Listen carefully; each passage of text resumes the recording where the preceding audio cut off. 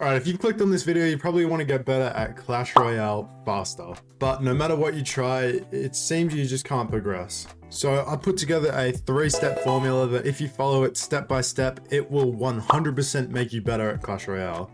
Alright, first step is your deck. Now hear me out on this one. You'll see a lot of YouTubers saying like use this meta deck or this deck wins every game, but honestly you shouldn't be blindly following that because messing up your deck ruins everything, and this is the most important step on this list. A good deck works in any meta. It's better to actually learn one deck than swap one every 2 weeks, just because some of those cards have received a buff, because usually if that's the case you're going to have a lot of people complain about it and it will get nerfed. Plus it's also easier to max out if you're a free-to-play player.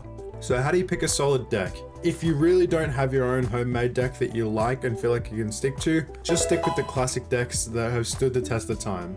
You can find them pretty easily online, but here are some examples like 2.6 Hog Cycle, Log Bait, which has a ton of different variants. This one is probably the most broken right now. And finally 3.0 Expo Cycle.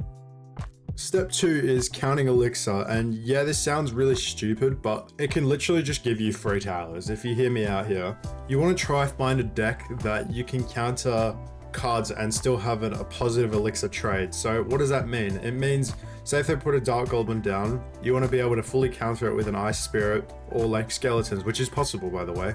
So that way you're up 2 elixir.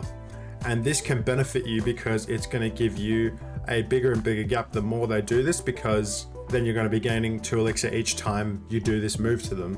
And as long as you're keeping track of their elixir, say you both have 10 elixir, he plays a golem at 8 elixir, you play a P.E.K.K.A, you're up 1 elixir as well. Just keeping that mental track of what's going to benefit you later until you're about like 5 elixir ahead of the other person, and that's when your time is to push.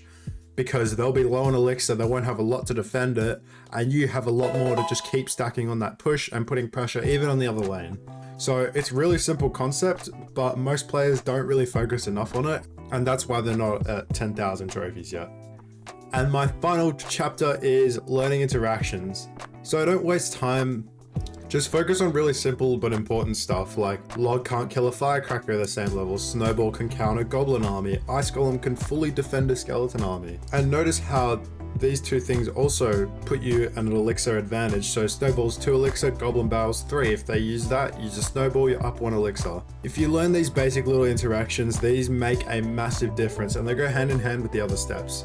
So don't waste hours practicing the hardest ones that barely matter, because they'll be very situational.